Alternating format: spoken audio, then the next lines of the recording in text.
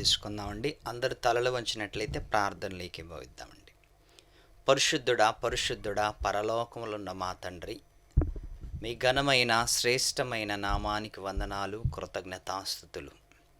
మా రక్షకుడు యేసుక్రీస్తు వారికి కృతజ్ఞతాస్తుతులు. మా ఆదరణకర్త పరిశుద్ధాత్ముడికి కృతజ్ఞతాస్తుతులు. దేవా, మీరు చేసిన మేలులను ప్రతి ఒక్కటినైనా గుర్తు చేసుకుంటూ ప్రతి దానికి కృతజ్ఞతాస్తుతులు చెల్లిస్తున్నాం. దేవా, ఈ అవకాశం ఇచ్చిన మీకు వందనాలు, కృతజ్ఞతాస్తుతులు. తండ్రి, ఈ మాటలను నాయన అనేకులు విని మార్పు చెంది మీకు వారసులవ్వటానికి సహాయమును దయచేయండి. మీరు రాయించిన మంచి మాటలు సమాజం వినగలిగే సహాయమును దయచేయమని కోరుకుంటూ ఈ ప్రార్థన క్రీస్తు వారి పేరట మీకు సమర్పిస్తున్నాం తండ్రి. ఆమేన్. ప్రియమైన దేవుని పిల్లలారా, క్రీస్తు వారి పేరట మీ అందరికీ నా వందనాలు. ఈరోజు దేవుడు నాకిచ్చిన ఈ మంచి అవకాశాన్ని బట్టి కన్న తండ్రైన దేవుడికి కృతజ్ఞతాస్తుతులు చెల్లిస్తూ వాక్యాన్ని వింటున్న మీ అందరికీ కూడా ప్రభు పేరట వందనాలు. ప్రియమైన దేవుని పిల్లలారా, ఈరోజు కూడా బైబిల్లో నుంచి ఒక మంచి సందర్భాన్ని మనం ఆలోచించటానికి ప్రయత్నం చేద్దాం. భూమి మీద బ్రతికున్నంత కాలము యేసుక్రీస్తు వారు బోధ చేసిన విధానం, ఎన్నో ఉదాహరణలు, ఎన్నో అద్భుతాలు, ఎన్నో సూచక క్రియలు, ఎంతో పరిచర్య అనేది మనందరికీ తెలుసు యేసువారి జీవితంలో. మరి యేసుక్రీస్తు వారి ప్రతి మాట కూడా అది కల్పితం కాదు అని, అది కథ కూడా కాదని, అది వాస్తవమని ఎప్పుడు మనం గ్రహించాలి. అందుకే యేసుక్రీస్తు వారు మాట్లాడిన ప్రతి మాట కూడా కొంచెం మనం ఆలోచనలోకి తీసుకెళ్తే, యేసుక్రీస్తు వారు ఎక్కడ కూడా అబద్ధాలు మాట్లాడినట్లుగా, ఉత్తుత్తుగా మాట్లాడినట్లుగా, అలా ఉండొచ్చు అన్నట్లుగా ఏం మాట్లాడలేదు ప్రియులారా. అన్నీ వాస్తవాలే మాట్లాడాడు, ఆధారాలతో సహా మాట్లాడాడు. అందుకే యేసుక్రీస్తు వారిని గురించి మనకి చాలా తక్కువగా తెలుసు. సేవకులైన వాళ్ళు కూడా ఈరోజు యేసుక్రీస్తుని పరిచయం చేయటానికి ఆయన అద్భుతాలు, ఆయన చేసిన సూచక క్రియలు ఎక్కువగా వాడుతుంటారు. ఆయన ఎంత గొప్పవాడైతే ఎంత గొప్ప కార్యములు చేయగలడు అని, ఆయన చేసిన ఆశ్చర్యమైన కార్యములు, ఆయన చేసిన అద్భుతాలు, ఆయన చేసిన సూచక క్రియలు, వీటిని తీసుకొని సమాజంలో యేసు ఎంత గొప్పవాడో అని చూపించటానికి ప్రయత్నం చేస్తున్నారు. మరి యేసును గురించి మనకు బైబిల్ ఏమి నేర్పించింది అంటే, మహాజ్ఞానమైన సంగతులను యేసుక్రీస్తుని గురించి మనకు నేర్పించింది. యేసుక్రీస్తుని గురించి వాక్యము మనకి ఏం చెప్తుందంటే, ఆయన సర్వేశ్వరుడు, సర్వసృష్టికి ఆధారభూతుడు అని, తండ్రికి కుమారుడు అని, దేవుడు అని ఎన్నో విధాలుగా మనకి వాక్యాన్ని నేర్పిస్తుంది ప్రియులారా. మరి అలాంటి యేసుక్రీస్తు వారు లోకరక్షకుడు ఈ లోకములోకి వచ్చిన తర్వాత ఎన్నో ఉదాహరణలు చెప్తూ కళ్ళు ముందు కనిపిస్తున్న వాటిని తీసుకొని కంటికి కనిపించలేని పరలోకం గురించి కానీ, దేవుని గురించి కానీ, పాతాళం గురించి కానీ, ఇవన్నీ చెప్పటం అనేది మనకి కళ్ళు ముందు వాక్యములు కనిపిస్తున్నాయి. కంటికి కనిపిస్తున్న వస్తువులను తీసుకొని కంటికి కనిపించని మరొక లోకం గురించి యేసుక్రీస్తు వారు వివరిస్తున్నాడు అంటే, ఆయన ఆశ్చర్యమైన మాటలు వింటుంటే ఆలోచన పుడుతుంది ప్రియులారా. అందుకే యేసుక్రీస్తు వారు ఒక సందర్భాన్ని గుర్తు చేశాడు, ఒక అద్భుతమైన సందర్భం. నిజంగా ఆ సందర్భం విన్నప్పుడు అది ఇప్పటిదాకా మనం ఎన్నోసార్లు చదువుకున్నాం, ఎన్నోసార్లు విన్నాము. ఆ సందర్భం గురించి. ఎందుకంటే ఈ భూమి మీద 60-70 సంవత్సరాలు మనిషి బ్రతికున్న కాలం 60, 70, 80, అధిక బలమున్న ఎడల 80, ఒక 90 పట్టుకోండి, ఒక 100 సంవత్సరాలు వేసుకోండి. అంతకు మించి అయితే మనిషి బ్రతకలేడు అని మనం చెప్పచ్చు. ఒక 100 సంవత్సరాలు బ్రతికిన తర్వాత 100 సంవత్సరాలు బ్రతికిన తర్వాత మనిషికి ఈ లోకములో స్థానం లేదు అని మనం చెప్పచ్చు. స్థానం లేదు. ఎందుకు స్థానం లేదు అంటే ప్రియులారా, ఆత్మ సిద్ధమే కానీ శరీర బలహీనము అందు బైబిల్లో. ఆత్మ సిద్ధమే. ఆత్మ ఆత్మకి ఎప్పటికీ చావు లేదు. ఆత్మకు చావు లేదు. చావు లేని ఆత్మ మన శరీరములో ఉంది. చావు లేని ఆత్మ మన శరీరములో ఉంది. మరి శరీరములో ఎంతకాలం ఉంటుంది అంటే శరీరము చక్కగా శరీరములో అన్ని అవయవాలు పనిచేసేంత వరకు ఉంటుంది.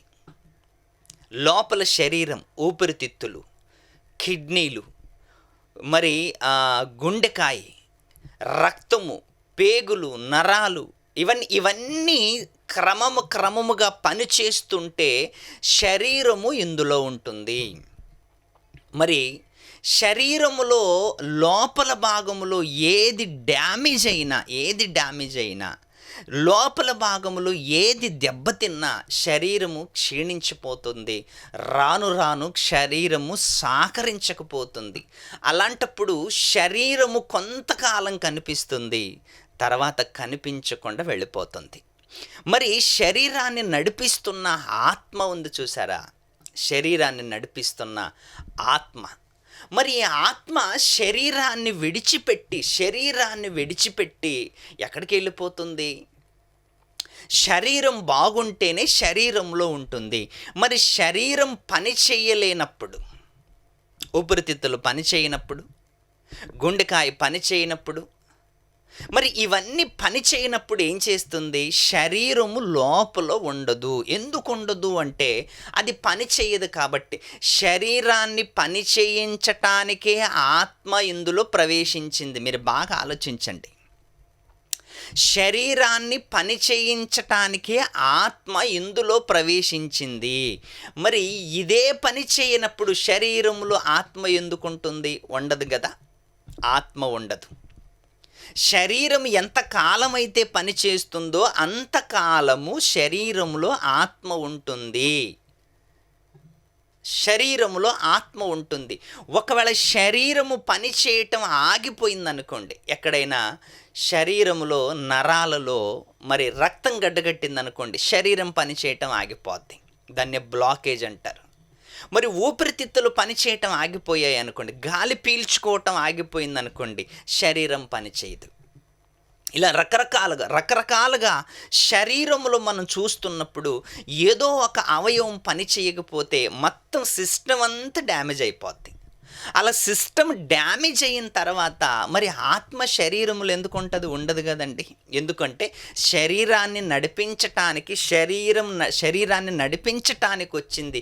మరి శరీరమే పని చేయనప్పుడు ఏదో అవయవాలు లోటుగా, అవయవాలు దెబ్బతిన్న కారణంగా మరి శరీరం బలహీనం అయిపోయింది అనుకోండి, అప్పుడు ఆత్మ ఏమైపోద్ది అంటే బయటికి వెళ్ళిపోద్ది.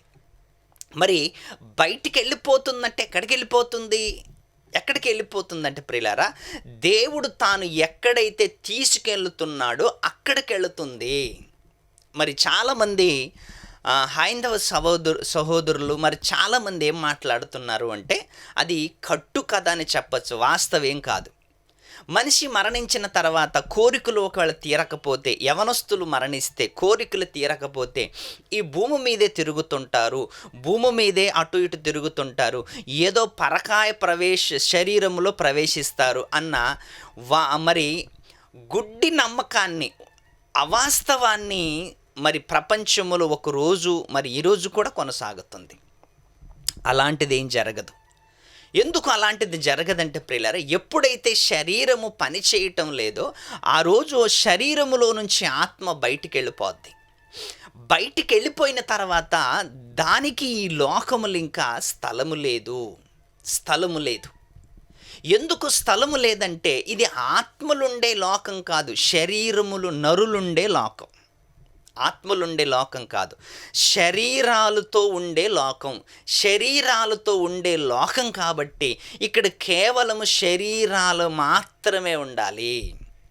శరీరాలు మాత్రం ఉండాలి. శరీరములో ఆత్మ ఉన్న, శరీరం ఉన్నంతకాలం ఆత్మ కూడా శరీరంలో ఉండాలి. మరి శరీరం పని చేయనప్పుడు ఆత్మ బయటికి వెళ్ళిపోయింది అనుకోండి, మరి ఎక్కడికి వెళ్ళిపోతుంది అంటే మనకి యోబు గ్రంథములో ఒక అద్భుతమైన మాట చెప్పబడింది. ఒక్కసారి మనం దాన్ని చదువుకొని ముందుకెళ్దాం. యోబు గ్రంథము 21వ అధ్యాయము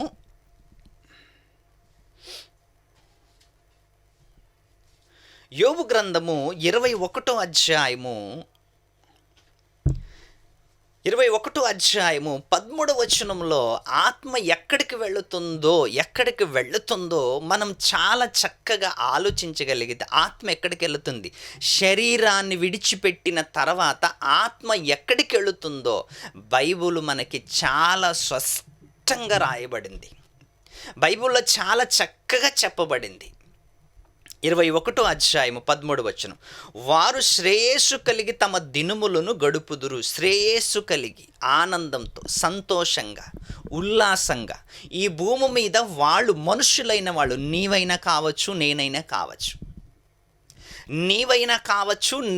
కావచ్చు, వారు శ్రేయస్సు కలిగి తమ దినములను గడుపుదురు. బైబిల్లో కింద ఏమని రాయబడింది, ఒక్క క్షణములోనే పాతాళమునకు దిగుదురు. అబ్బా, ఎంత అద్భుతమైన మాట అండి, ఎంత అద్భుతమైన మాట. ఒక్క క్షణములోనే అంటున్నది బైబిల్. అసలు ఆత్మ వేగము అబుల్ టెలిస్కోప్ కూడా పసిగట్టలేని, బంధించలేని యమస్పీడ్ అండి, యమస్పీడు. ఏంటి, భూమి మీద బ్రతుకుతున్న మన జీవితాలు ఈ 60-70 సంవత్సరాలు ఈ శరీరములో ఉంటున్న ఆత్మ, శరీరము పని చెయ్యకపోతే చావు పేరుతో శరీరాన్ని విడిచిపెట్టి వెళ్ళిపోతున్న వేగం ఎంత తెలుసా? అసలు ఏ కెమెరా కూడా బంధించలేనంత స్పీడ్ అది. ఏ కెమెరా కూడా బంధించలేదు. ఈరోజు కాంతి వేగం, సూర్యుడు నుంచి విడుదలైన కాంతి భూమికి ఎంతవరకు ఎంత వేగంగా చేరుకుంటుందో అని క్యాలిక్యులేషన్ చేసే యంత్రాలు వచ్చాయి. గాలి ఎంత వేగంగా విసురుతుందో అని క్యాలిక్యులేషన్ చేసే యంత్రాలు వచ్చాయి. ఏంటి, చలి ఎంతవరకు ఉందో అని క్యాలిక్యులేషన్ చేసే యంత్రాలు వచ్చాయి. ఎండ ఎంతుంది, గాలి ఎంతుంది, సూర్యుడు నుండి వస్తున్న వేడి ఎప్పటి నుంచి ఎప్పటిదాకా భూమికి చేరుకుంటుంది అని కాలగమనములో క్యాలిక్యులేషన్ చేసుకునే అద్భుతమైన ప్రక్రియ, అద్భుతమైన యంత్రాలు ఈ లోకములో కనిపెట్టారు. ఇప్పటికీ జరుగుతూనే ఉన్నాయి. మీరు బాగా ఆలోచించండి ప్రియులారా.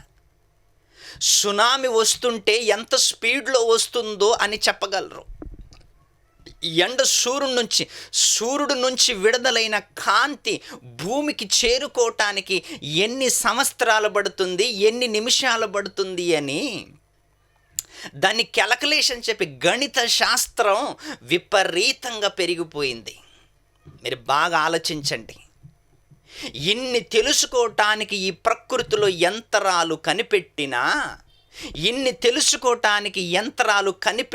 ఉన్నా శరీరములో నుంచి వెళ్ళిపోయే ఆత్మ వేగాన్ని కనిపెట్టలేకపోయారు. నేటికి ఎవ్వడు తెలుసుకోలేకపోతున్నాడు. అదే దేవుని సృష్టి ప్రియులారా. ఒకసారి మీరు ఆలోచించండి. దేవుని సృష్టి, భూమి మీద సూర్యుడు నుంచి విడుదలయ్యే కాంతి కాలం ఎంతవరకు భూమికి చేరుకుంటుందో ఇదందరికీ తెలుసు. కానీ శరీరములో నుంచి ఆత్మ పాతాళానికి ఎంతసేపటికి చేరుకుంటుందో ప్రపంచ యంత్రాలు చెప్పని విషయాలు, దేవుడు పరిశుద్ధాత్మ ద్వారా వ్రాయించిన విషయాలు. మీరు ఆలోచించండి. ఏమంటున్నాడు బైబిల్లో? వారు శ్రేయస్సు కలిగి తమ దినములు గడుపుదురు, ఒక్క క్షణములోనే పాతాళమునకు దిగుదురు. ఒక్క క్షణం, క్షణం క్షణం కన్ను మూసి తెరిసేలోపు ఆత్మ పాతాళానికి చేరుకుంటుందంట. అంత స్పీడా? అవును, అంత స్పీడ్ ప్రియులారా. నిజంగా ఒక గ్రహము నుంచి మరొక గ్రహానికి వెళ్ళాలంటే వందలు వేల సంవత్సరాలు. ఒక నక్షత్రము నుంచి మరొక నక్షత్రానికి వెళ్ళాలి అంటే 1,00,000 సంవత్సరాలు అంటుంది శాస్త్రవేత్తలు. 1,00,000 సంవత్సరాలు అంటే ఈ శరీరము ఈ ప్రకృతిని దాటలేదు. ఈ శరీరానికి ఎంతకాలం అండి ఆయుష్? 60, 70, 80, 100 సంవత్సరాలు పట్టుకోండి. 100 సంవత్సరాలు ఆయుష్ కలిగిన ఈ శరీరము ఒక గ్రహం నుంచి ఒక గ్రహంకు వెళ్ళేలోపే ఈ శరీరము ఆయుష్ కాలం ముగిసిపోతుంది. ఈ శరీరము ఆయుష్ కాలం ముగిసిపోతుంది. ఇంక పాలపొంత నక్షత్రం, గెలాక్సీ, ఎన్నో నక్షత్ర మండలాలున్నాయి. బైబిల్ చెప్పింది. నక్షత్ర రాసులు అని చెప్పింది బైబిల్, మండలాలు అని చెప్పింది. మన భూమి లాంటి భూమి చాలా చిన్నది ప్రియులారా. భూమి చాలా చిన్నది. ఈ విశ్వములో భూమి ఎట్టుందో, ఒకవేళ భూమి చిన్నది, చాలా చిన్నది. ఈ పెద్ద పెద్ద నక్షత్రాలు, గెలాక్సీలు, మిల్కీ వే అంటారు వీటిని, ఎన్నో పాలపొంత నక్షత్రాలు, హైడ్రోమెడా నక్షత్రం మండలాలు, ఇన్ని నక్షత్రాలు కలిగిన ఈ అనంతమైన విశ్వాన్ని శాస్త్రవేత్తలు పరిశోధన చేస్తూ ఏమన్నారు తెలుసా? మేమిప్పటికీ కనుక్కున్నది 10% కానీ ఇంకా 90% డార్క్ మ్యాటర్ అన్నారు. డార్క్ మ్యాటర్ ఇంకా వెళ్ళే లోపు విశ్వము విస్తరిస్తుంది కానీ దాని అంచు తెలియదు మాకు అని శాస్త్రవేత్తలు డిక్లేర్ చేశారు. విశ్వపు అంచు తెలియదు. ఇంకా ఎంత విశ్వం ఉందో, ఇంకా చాలా 90% డార్క్ మ్యాటరే. 90% ఇంకా మేము తెలుసుకోలేదు. అంత చీకటే. బ్లాక్ హోల్ అంటున్నారు, గెలాక్సీ మండలాలు అంటున్నారు, విస్తారంగా విస్తరిస్తూ అంటున్నారు. ఇంతకీ ప్రపంచ శాస్త్రవేత్తలు తెలుసుకున్నది 1% మాత్రమే ప్రియులారా. నిజంగా ఇంత పెద్ద నక్షత్రాల మండల రాసులు ప్రపంచంలో ప్రకృతిలో ఉన్నప్పుడు అందులో భూమి చాలా చిన్నది ప్రియులారా, చాలా చిన్నది. అసలు ఈ విశ్వములో ఎక్కడ తిరుగుతుందో, విశ్వములోకి వెళ్ళి చూస్తే అసలు భూమి కనిపించదు. ఎందుకు కనిపించదు అంటే అంత పెద్ద విశ్వం ఇది, అంత పెద్ద విశ్వం. ఈ అనంతమైన విశ్వాన్ని దేవుడు తయారు చేసి ప్రత్యేకంగా స్థానం దేనికి ఇచ్చాడో తెలుసా? భూమికి ఇచ్చాడు. ఎందుకంటే భూమి మీదే జీవరాశులు తప్ప మరి ఇంకెక్కడ ఉండకూడదు అని దేవుని నిర్ణయం. భూమి మీదే జీవరాశులు ఉండాలి, భూమి మీదే జలరాశులు ఉండాలి, భూమి మీదే మానవ రాశులు ఉండాలి, భూమి మీదే చెట్లు ఉండాలి, భూమి మీద అన్నీ ఉండాలి. ఇంకపోతే మేఘాలు కూడా భూమిపైనే వర్షాలు కురిపించాలి, భూమిపైనే వర్షాలు కురిపించాలి. భూమి అన్నిటికీ కేంద్ర బిందువు. ఈ శరీరము ఈ విశ్వాన్ని దాటలేదు. విశ్వపు అంచు తెలియదు ప్రపంచానికి, విశ్వపు అంచు తెలియదు, ఎవ్వరికి తెలియదండి. అలాంటి విశ్వాన్ని దాటడానికి, ఇంత పెద్ద విశ్వాన్ని, ఈ ప్రకృతి, ఈ బ్రహ్మాండాన్ని దాటటానికి శాస్త్రవేత్తలు మొన్న డిస్కవరీ ఛానల్లో మాట్లాడుతూ ఒక నక్షత్రం నుంచి మరొక నక్షత్రానికి వెళ్ళాలి అంటే 1,000,000 సంవత్సరాలు పడుతుంది అంటున్నారు. 1,00,000 సంవత్సరాలు, 1,00,000 సంవత్సరాలు పట్టినా అయినా మేము దాటలేము, అక్కడ దాకా చేరుకోలేము. ఆకాశపు అంచు తెలియదు మాకు అంటున్నారు. ఆకాశపు అంచు తెలియదు. ఇంకా విశ్వం విస్తరిస్తూనే ఉంది, విస్తరిస్తూనే ఉంది, విస్తరిస్తూనే ఉంది. దాని అంచు తెలియదు మాకు. అంచు తెలియని ఈ బ్రహ్మాండాన్ని ఆత్మ నిమిషములో దాటుతుంది అంటే ఆత్మ వేగము ప్రపంచములో ఎవరు పసిగట్టలేనంత వేగం. వారు శ్రేయస్సు కలిగి తమ దినములను గడుపుదురు, ఒక్క క్షణములోనే పాతాళమునకు దిగుదురు. ఒక్క క్షణమే, ఒక్క క్షణములోనేనంటండి. ఆ వేగం ఏంటండి, ఆ స్పీడ్ ఏంటండి? అసలు ఆ స్పీడ్ని ఎవరైనా పట్టగలరా? ఎవరైనా కెమెరాలో బంధించగలరా? ఎవరు బంధించలేరు, ఎవరు పట్టుకోలేరు, ఎవరు ఆపలేరు, ఎవరు దాని ముందు నిలవలేరు. అంత స్పీడుతో ఒక్క నిమిషములో పాతాళానికి వెళ్ళిపోతుందంట. ఈ అనంతమైన విశ్వం, ఈ అనంతమైన బ్రహ్మాండం, ఈ బ్రహ్మాండములో ఒక అంచు నుంచి మరొక అంచుకు వెళ్ళటానికి శరీరం సహకరించదు ప్రియులారా. ఎందుకంటే శరీరానికి ఆయుష్ కాలం తక్కువ. ఏమిటి, భూమి నుంచి అంగార గ్రహానికి వెళ్ళాలి అంటే అసలు ఈ శరీరం సరిపోదు. భూమి నుంచి బుద్ధుడు గ్రహానికి వెళ్ళాలంటే శరీరం సరిపోదు. మరి భూమి నుంచి అంగార గ్రహానికి వెళ్ళాలంటే శరీరం సరిపోదు. అంత వేగవంతమైన ప్రయాణం ఈ శరీరం తట్టుకోలేదు. ఒక పెద్ద గాలిలు పీలుస్తుంటేనే మన శరీరం పైన ఉన్న చర్మము మడతలు చేస్తున్నప్పుడు ఆకాశ మండలానికి వెళ్ళాలి అంటే ఆ స్పీడ్ ఏంటండి? ఆ స్పీడు, అంత స్పీడుగా శరీరము తట్టుకోలేదు. అందుకే భూమి మీద శరీర నిర్మాణం జరిగింది. మట్టితో దేవుడు శరీరాన్ని తయారు చేశాడు. మట్టితో తయారు చేసిన ఈ శరీరము తిరిగి మట్టిలో కలిసిపోవాలి. మట్టితో తయారు చేయబడిన ఈ శరీరము తిరిగి మట్టిలో కలిసిపోవాలి. తాను దయచేసిన ఆత్మ దేవుడి దగ్గరకు వెళ్ళాలి. ఏంటి, మీరు బాగా ఆలోచించండి. ఈ లోకము నుంచి ఆత్మ ప్రయాణము మరొక లోకానికి వెళ్ళటానికి, ఆ పాతాళానికి వెళ్ళటానికి ఒక్క క్షణము చాలంట. ఒక్క క్షణములో వెళ్ళిపోద్దంట. ఒక సందర్భాన్ని యేసుక్రీస్తు వారు గుర్తు చేశాడు. యేసుక్రీస్తు వారు ఉదాహరణ గుర్తు చేశాడు. ఎగ్జాంపుల్గా ఒక ఎగ్జాంపుల్ ఇచ్చాడు. ఎప్పటి కాలపు ఎగ్జాంపుల్ అంటే, ఎప్పటి కాలపు ఉదాహరణ అంటే మోషే కాలములో జరిగిన ఒక ఉదాహరణ మనకి చెప్పాడు. మోషే కాలములో జరిగిన ఒక సందర్భాన్ని మాట్లాడుతూ ఒక ధనవంతుడు లాజరు ఉండెను అని మనకు బైబిల్ అందరికీ సుపరిచితమైన మాట. ఏంటి, మనందరికీ సుపరిచితమైన మాట. ధనవంతుడు లాజరు ఉన్నారు, ఇద్దరు ఒక దగ్గరే ఉన్నారు. ఇది ఎప్పుడు జరిగింది అంటే మోషే కాలములో జరిగింది. మోషే కాలములో ఒక సందర్భం జరిగింది. ఆ సందర్భాన్ని యేసుక్రీస్తు వారు మాట్లాడుతున్నాడు. ఏమని మాట్లాడుతున్నాడంటే, ఒక ధనవంతుడు ఉన్నాడు, ఒక బీదవాడు ఉన్నాడు, ఒక దరిద్రుడు ఉన్నాడు. వాళ్ళిద్దరు కలిసే బ్రతుకుతున్నారు, కలిసే జీవిస్తున్నారు. కానీ లైఫ్ స్టైల్ మాత్రం వేరు. ఒక ఆయనేమో రిచ్ పీపుల్, ఒక ఆయనేమో రిచ్ ఆయన, ఒక ఆయనేమో పూర్, ఒక ఆయనేమో బీదవాడు. ఒక ఆయనేమో ధనవంతుడు, ఒక ఆయనేమో పేదవాడు. ఇద్దరు కలిసి జీవనాన్ని కొనసాగిస్తూ ఉన్నారు. ఇద్దరు ఒకరోజు చచ్చిపోయారు. బాగా ఆలోచించండి. ఇద్దరు ఒకరోజు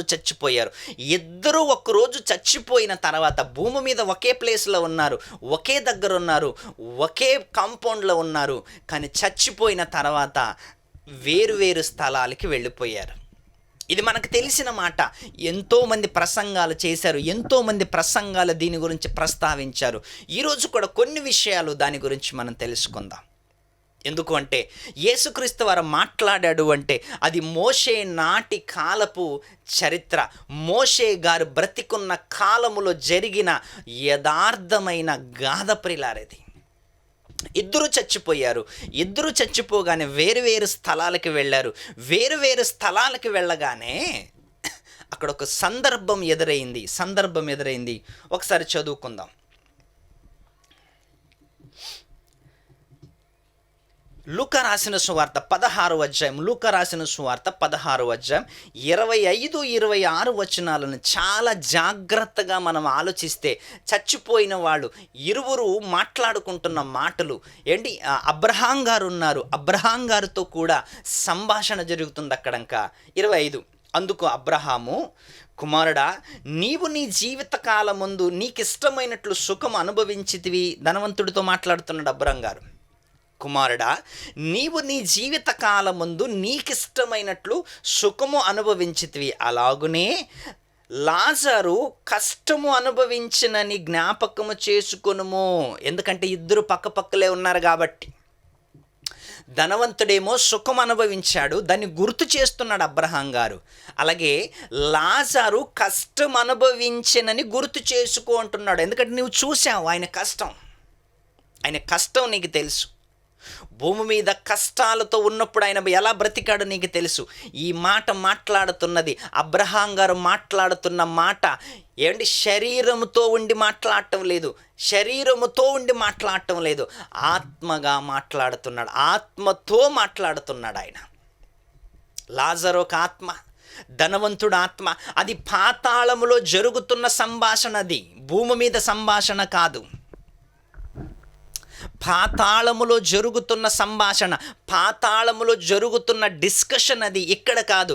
వారు శ్రేయస్సు కలిగి తమ దినములను గడుపుదురు, వారు ఒక్క క్షణములోనే పాతాళములోకి దిగుదురు.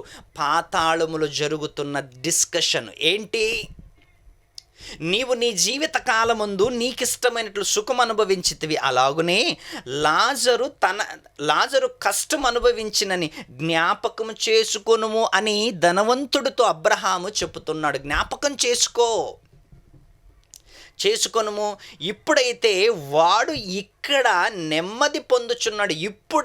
ఇప్పుడు లూకా సువార్త వ్రాయబడుతున్న కాలానికి ధనవంతుడు లేడు, లాజరు లేడు, అబ్రహాము లేడు. వీళ్ళు ముగ్గురు చనిపోయి పాతాళములో కనిపిస్తున్నారు. ఈ ముగ్గురు పాతాళములో కనిపిస్తూ అక్కడ జరుగుతున్న డిస్కషన్ గురించి ఎవరు మాట్లాడారు? యేసుక్రీస్తు వారు మాట్లాడారు. ఇప్పుడైతే వీడు ఇక్కడ నెమ్మది పొందుచున్నాడు,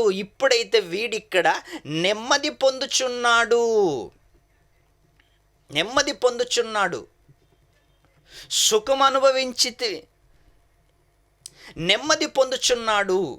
లాజరు కష్టం అనుభవించితివని జ్ఞాపకం చేసుకొనుము. ఇప్పుడైతే వాడు ఇక్కడ నెమ్మది పొందుచున్నాడు, నీవు యాతన పడుచున్నావు. లాజరేమో నెమ్మది పొందుతున్నాడంట, ధనవంతుడేమో యాతన పడుచున్నాడంట. భూమి మీద లైఫ్ స్టైల్ ఎలా ఉండేది? ధనవంతుడేమో సుఖపడుతున్నాడు, లాజరేమో కష్టపడుతున్నాడు. స్థలాలు మారే కొద్దీ పరిస్థితులు మారిపోయాయి.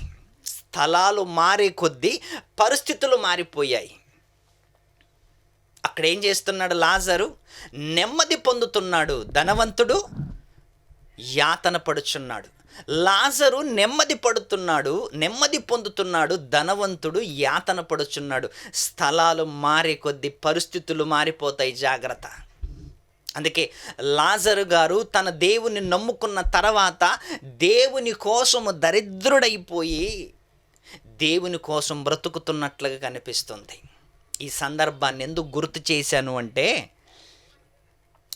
గుర్తు చేశానంటే ఆ 26వ వచనం చాలా చక్కటి మాట. అయితే అంతేకాక ఇక్కడ నుండి చూడండి అబ్రహాం గారు ఏం మాట్లాడుతున్నాడు. అంతేకాక ఇక్కడ నుండి మీ యొద్దకు దాటగోరువాడు దాటిపోజాలుకుండునట్లు అక్కడి వారు మా యొద్దకు దాటి రాజాలకుండునట్లు మాకును మీకును మధ్య మహా అగాధముంచబడి ఉన్నదని చెప్పెను. మీ దగ్గర నుంచి మా దగ్గరకు రాలేరు, మా దగ్గర నుంచి మీ దగ్గరకు రాలేరు. మాకును మీకును ఒక మహా అగాధము ఉంది, అగాధం. మీ యొద్ద నుంచి మా యొద్దకు రాలేరు, మా యొద్ద నుంచి మీ యొద్దకు రాలేరు. అంత పెద్ద అగాధం. ఏమి దాటని అగాధాలు ఇవి? ఆత్మలు దాటని అగాధం. భూమి మీద ఎన్ని లక్ష సంవత్సరాలు ప్రయాణం చేసిన దాటలేని ఈ లోకాన్ని ఆత్మ నిమిషములో దాటేస్తుందంట. ఇప్పుడు బాగా ఆలోచించండి. ఈ లోకాన్ని దాటటానికి ఆత్మకి నిమిషము పడితే అగాధము దాటలేదంట. ఎందుకంటే భయంకరమైన అగ్నిగుండం అది. ఆత్మ దాటలేనంత పెద్దది, ఆత్మ భరించలేనంత అగ్నిగుండం. అందులోకి దేవుడు మనల్ని వేస్తాడు అంటే నిజంగా ఎంత భయము పుట్టాలి మీరు చెప్పండి. ఎంత భయం పుట్టాలి. ఒక్క నిమిషములోనే వెళ్ళిపోతామంట అక్కడికి. నిమిషంలో వెళ్ళిపోతామంట. ఈ లోకాన్ని ఆత్మ దాటటానికి నిమిషము పడితే పాతాళములో మధ్య అబ్రహాముకి ధనవంతుడికి మధ్య అగాధము దాగి ఉన్న అగాధం ఉందంట. ఆ అగాధము ఆత్మలు కూడా దాటలేనంత భయంకరమైన అగ్నిగుండం. అక్కడి నుంచి అసలు అబ్రహాము దగ్గరికి వెళ్ళలేరు. అబ్రహాము దగ్గర నుంచి ధనవంతుడి దగ్గరికి వెళ్ళలేరు. ఎందుకంటే ఒక భయంకరమైన అగ్నిగుండం. ఆ అగ్నిగుండమే రెండవ మరణం. దేవుని కోసం బ్రతకటానికి ఈ లోకములో మనం ప్రయత్నం చేయాలి. దేవుడంటే గొప్పగా ప్రేమించాలి. విశ్వాసముతో, భక్తితో, నిరీక్షణతో, దేవుణ్ణి ఎదురు చూస్తూ నమ్మకంగా విశ్వాసముతో బ్రతకాలి. శరీరం బలహీనం, ఆత్మసిద్ధమే శరీర బలహీనం. ఈ లోకములు ఎంతకాలం బ్రతుకుతావు మీరు ఆలోచించండి. ఈ లోకములో ఎంతకాలం జీవిస్తున్నావు? ఈ లోకములో ఏది సాధించాలనుకుంటున్నావు? అది నాది, ఇది నాది, వాళ్ళు నా వాళ్ళు, నా బ్యాక్గ్రౌండ్ అది, నా బ్యాక్గ్రౌండ్ ఇది, కోట్లాస్తుంది అనుకుంటున్నావా? అన్ని విడిచిపెట్టి ఒంటరిగా వెళ్ళాలి. ఏది నీది? ఎవరు నీ వాళ్ళు? ఏది నీ సొంతం? ఏది నీది? ఒకసారి ఆలోచించండి. ఎవరు నీ వాళ్ళు? యేసుక్రీస్తు వారు మాట్లాడుతున్నారు. ఎవరైతే నా తండ్రి చిత్త ప్రకారము బ్రతుకుతారో వాళ్ళే నా సహోదరి, నా సహోదరుడు, నా తల్లి. యాకోబు గారు ఏం మాట్లాడుతున్నారు? నేను నా స్వజనుల దగ్గరికి వెళుతున్నాడంట. చావు దగ్గరకు వచ్చింది యాకోబు గారికి. ఇంకా కొన్ని గంటలు, ఇంకా కొన్ని రోజుల్లో చచ్చిపోతానన్న సమయంలో ఆయన మాట్లాడుతున్న మాట ఏంటి తెలుసా? నేను నా స్వజనుల దగ్గరికి వెళుతున్నాను. ఎక్కడ స్వజనులు ఉన్నారు? అదిగో అబ్రహాం గారు. అబ్రహాము రొమ్మున ఆనుకొని ఉన్న లాజరు ఉన్నాడు. అబ్రహాం గారి దగ్గరికి వెళతాను అంటూ నా స్వజనుల దగ్గరికి వెళతాను. ఎవరైతే దేవుని కోసం బ్రతుకుతారో, ఎవరైతే దేవుని కోసం జీవిస్తారో వాళ్ళే మన సొంత వాళ్ళు, వాళ్ళే మన వాళ్ళు. ఒకసారి మీరు ఆలోచించండి. ఆత్మవేగం పసిగట్టలేనంత, అబుల్ టెలిస్కోప్ కూడా పసిగట్టలేనంత, పెద్ద పెద్ద కెమెరాలు బంధించలేనంత స్పీడు ఆత్మ వెళ్ళిపోతుంది అంటే మళ్ళీ ఎప్పటికీ రాదు ప్రియులారా, ఎప్పటికీ రాదు. ఒక్కసారి వెళ్ళిపోయిన తర్వాత ఆత్మ మళ్ళీ ఎప్పుడు రాదండి. మరి మన వాళ్ళు ఏం చేస్తారు? అమ్మ వచ్చిందండి, నాన్న వచ్చాడు, తాత వచ్చింది, అమ్మ వచ్చింది, అమ్మమ్మ వచ్చింది, వాళ్ళు వచ్చారు, వీళ్ళు వచ్చారు, మటన్ కావాలి, చికెన్ కావాలి, అది కావాలి, ఇది కావాలని కోరుకుంటున్నారు తెలుసా? అవంతా వట్టి బోటకం ప్రియులారా, వట్టి బోటకం, అంత నాటకం. బైబిల్ ఏం చెప్పిందో తెలుసా? యోబు గ్రంథం 7వ అధ్యాయం, యోబు గ్రంథం 7వ అధ్యాయము 8వ వచనం చూసుకుందాం. ఒక్క నిమిషములో పాతాళానికి వెళ్ళిపోయిన ఆత్మ మళ్ళీ పాతాళము నుంచి భూమి మీదికి రాదు కూడా. అక్కడ రావాలి అంటే దేవుని అనుమతి కావాలి.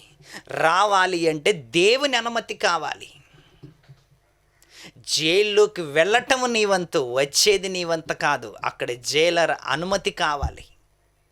చచ్చిపోవచ్చు, ఏదో ట్రైన్ కింద పడి నిప్పంటించుకొని ఏదో పురుగుల మందు తాగి చచ్చిపోవచ్చు. చచ్చిపోయి శరీరం మట్టిలో కలిపేసి ఆత్మ వెళ్ళిపోతుందే. వెళ్ళిపోయిందంటే వెళ్ళి రావటానికి అది అత్తారిల్లు కాదయ్యా, పాతాళం. మాటికి వెళ్ళి రావటానికి అత్తారిల్లు కాదు, అది పాతాళ లోకం. 8వ వచనం, నా కన్ను ఇంకను మేలు చూడదు, నా కన్ను ఇంకను మేలు చూడదు, నన్ను చూచిన వారి కన్ను ఇంక మీదట నన్ను చూడదు. నా కన్ను ఇంకా మేలు చూడదు, భూమి మీద మేలులు. నా కన్ను ఇంక మేలు చూడదు, నన్ను చూచిన వారి కన్ను ఇంక మీదట నన్ను చూడదు.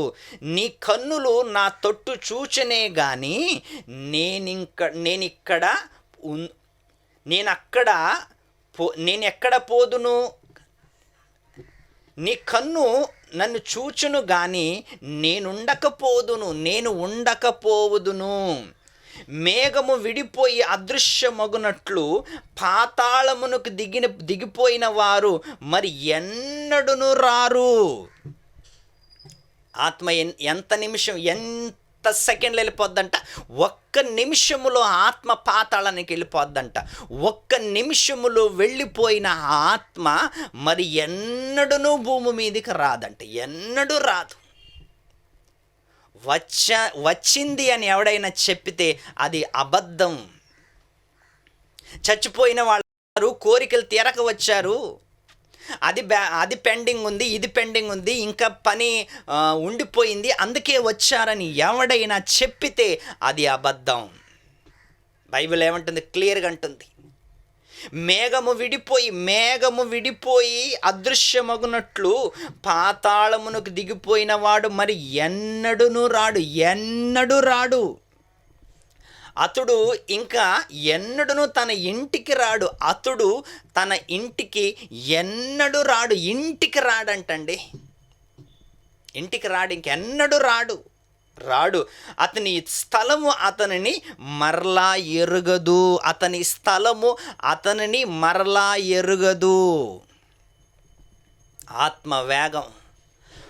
ఆత్మ ఎంత వేగంగా పాతాళానికి వెళ్ళిపోతుందో మీరు ఆలోచించండి. అతని స్థలం అతని మరలా ఎరుగదు. కావున నేను నా నోరు మూసేసుకున్నాను. ఒక్కసారి ఆలోచించండి. అందుకే పరలోకాన్ని విడిచిపెట్టి యేసుక్రీస్తు వారు ఈ భూమి మీదకి ఎందుకు వచ్చాడో తెలుసా? భయంకరమైన ఆ లోకములోకి మనం ఎవ్వరు వెళ్ళకూడదు. అందరూ పరలోకానికి వెళ్ళాలి, అందరూ స్వర్గానికి వెళ్ళాలి. యేసుండే స్థలములో మనం ఉండాలి. దేవుడు ఎక్కడైతే ఉన్నాడో అక్కడ మనం ఉండాలి. అందుకే నేనే మార్గము, నేనే జీవము, నేనే సత్యము. ఇన్ని మాటలు యేసుక్రీస్తు వారు ఎందుకు చెప్పాడు? నన్ను నమ్మే ప్రతి వాడికి నేను పునర్జీవం ఇస్తాను. అందుకు ఒక్కసారి ఆలోచించండి. పాతాళ లోకానికి వెళ్ళకుండా పాతాళంలో 2 భాగాలు ఉన్నాయి. ఒకటి పరదేశి, రెండవది యాతనకరమైన స్థలం. ఒకటి పరదేశి, ఒకటి యాతనకరమైన స్థలం. రెండిటి మధ్యలో ఒకటి అగాధమున్నట్లుగా లూకాసు వార్త మనకు ఆ వచనం బోధిస్తుంది. ఇక్కడ యాతన పడుచున్నావు. ధనవంతుడేమో యాతన పడుచున్నాడు, లాజరేమో నెమ్మది పొందుతున్నాడు. ధనవంతునికి లాజరుకున్న మధ్య అగాధమైన స్థలం, అది భయంకరమైన అగ్నిగుండం. ఆ అగ్నిగుండంలోకి నీవైనా నేనైనా వెళ్ళకూడదు. ఎందుకు వెళ్ళకూడదంటే, అక్కడికి వెళ్ళామనుకోండి ఇంకెప్పటికీ రాం. తరతరాలు, యుగాలు నిత్యము అగ్నిలో కాలాలి. ఆత్మ చావదు,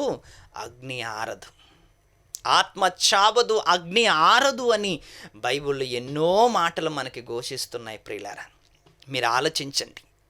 అపవాదికి వాని దూతలకు సిద్ధపరచబడిన నిత్యాగ్ని ఆ అగ్నిలోకి నీవు నేను వెళ్ళకుండా ఉండాలి అంటే యేసుక్రీస్తుని సొంత రక్షకుడుగా అంగీకరించాలి. నీతి న్యాయంగా బ్రతకాలి, నమ్మకంగా బ్రతకాలి. మనకున్న తప్పులు, మనకున్న లోపాలు, మనకున్న లోటుపాట్లు సరిచేసుకొని దేవుడు ముందు క్షమాపణ ఒప్పుకొని, క్షమించు దేవా అని దేవుడు ముందు మోకరించి మొరపెట్టుకుంటే ఆయన క్షమించటానికి సిద్ధంగా ఉన్నాడు. మన పాపాలు విడిచిపెట్టి, మన నేరాలు ఘోరాలు విడిచిపెట్టి, యేసుక్రీస్తుని సొంత రక్షకునిగా అంగీకరించి ఆయన నమ్ముకొని పరలోకానికి మనమందరూ సిద్ధపడదాం ప్రియులారా. ఎందుకంటే భయంకరమైన నరకానికి మనం వెళ్ళకూడదు. అది దూతలు, అపవాదికి వాని దూతలకు సిద్ధపరచబడిన భయంకరమైన అగ్నిగుండం. పరలోకములో దేవుడు ఎదురు చూస్తున్నాడు.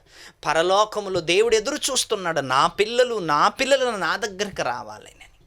అందుకే ఆయన మాటలు జాగ్రత్తగా ఆలోచిస్తూ, ఆయన మాటలను నేర్చుకుంటూ, అనేక మందికి నేర్పుతూ, మన జీవితాలలో, మన జీవితంలో దేవుడు కనిపించేలాగా బ్రతకాలని కోరుకుంటూ ఈ సమయాన్ని ముగిస్తున్నాను. Thank you.